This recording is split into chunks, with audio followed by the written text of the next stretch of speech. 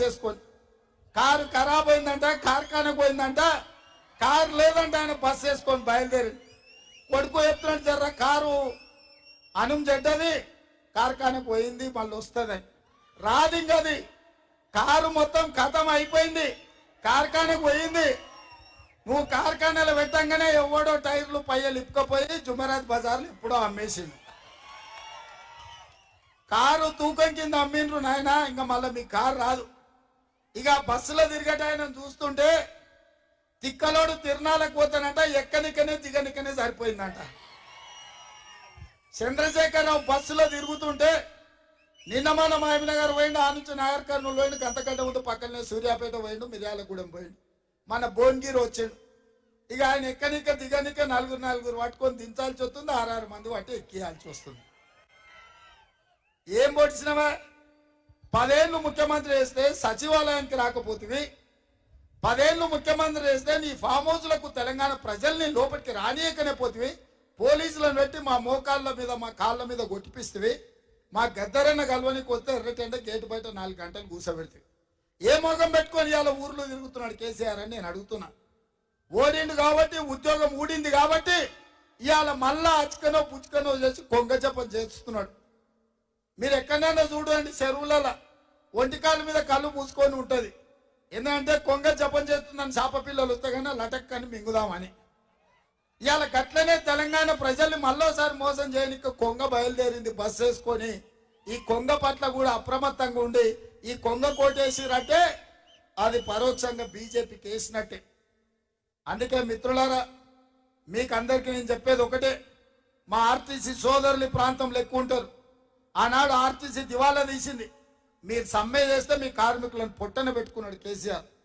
కానీ మేము వచ్చినాక ఇక్కడ మా అక్కలు చాలా మంది ఉన్నారు, మా ఆడబిడ్డలకు ఆర్టీసీలో ఉచిత ప్రయాణం ఇచ్చి నెలకు 350 కోట్లు, ఇప్పటికి 1369 కోట్లు ఆర్టీసీకి ప్రభుత్వం నుంచి కట్టినాం. దివాలా నుంచి ఆర్టీసీని బయట పడేసినాం. మా అక్కలు మా ఆడబిడ్డలు అమ్మగారింటికి పోవాలన్నా అత్తగారింటికి పోవాలన్నా ఇంటి ఆయన మీద కోపం వస్తే చెప్ప పెట్టకుండా అమ్మ ఇంటికి పోవాలంటే కూడా చేతుల సిల్లి గవ్వ లేకుండా బస్సు ఎక్కిపోయేటట్టు చేసినాం. యాదగిరి గుట్టకు లేకపోతే భద్రాచలంలో రాముల వారిని దర్శించుకోవాలంటే ఒక్క పైసా పెట్టుబడి పెట్టకుండా దేవుళ్ళను గుళ్ళను దర్శించుకునే పరిస్థితి తెచ్చినాం. అదే కాదు, రాజీవ్ ఆరోగ్యశ్రీ ద్వారా మీకు 10 లక్షల రూపాయలు వైద్యానికి ఉచితంగా ఇచ్చినాం. ఆడబిడ్డలకు 500 రూపాయలకే ఇవాళ సిలిండర్ ఇస్తున్నాం. కేసీఆర్ మోడీ కలిసి 1200 చేస్తే ఇవాళ ఆడబిడ్డలకు 500 రూపాయలకే సిలిండర్ ఇస్తున్నాం. ఇంటూ కరెంటు చూస్తే కరెంటు షాక్ కొట్టినట్టు ఉండే 200 యూనిట్లు పేదోళ్లకు ఉచితంగా కరెంట్ ఇచ్చి ఇవాళ పేదల్ని ఆదుకున్నాం.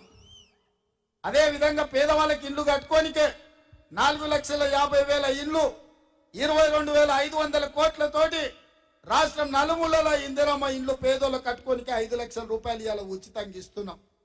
30,000 నిరుద్యోగులకు 3 నెలల ఉద్యోగాలు ఇచ్చినాం. బీసీల జనాభా లెక్క కట్టి వాళ్ళ జనాభా ప్రకారం నిధులు ఇవ్వాలి, వాళ్ళ జనాభా ప్రకారం రిజర్వేషన్లు ఇవ్వాలి అని ఇవాళ బీసీ జనాభా మనం లెక్క కట్టినాం. హైదరాబాద్ నగరానికి కృష్ణా గోదావరి జలాలు తెచ్చి ఈ ప్రాంతంలో తాగునీటి సమస్య తీర్చినాం. మెట్రో రైలు వేసినాం, ఔటర్ రింగ్ రోడ్ కట్టినాం, అంతర్జాతీయ ఎయిర్పోర్ట్ వేసినాం.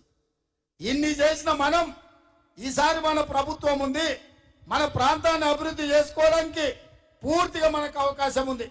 అందుకే ఈ ఎన్నికల్లో ఈ పార్లమెంట్లో ఎల్బీ నగర్కి అవసరమైన అభివృద్ధి, హయత్ నగర్ వరకు మెట్రో, మూసి ప్రక్షాళన, వికారాబాద్ నుంచి నేరేడు చేరులో నల్గొండ జిల్లా వరకు మూసిని మొత్తం ప్రక్షాళన చేసి మంచి నీళ్లు బారే విధంగా ప్రాజెక్టును పూర్తి చేసి మీ 118 జీవో పరిష్కారం చేసి మిమ్మల్ని ఆదుకునే బాధ్యత నాది. మరి ఇన్ని పనులు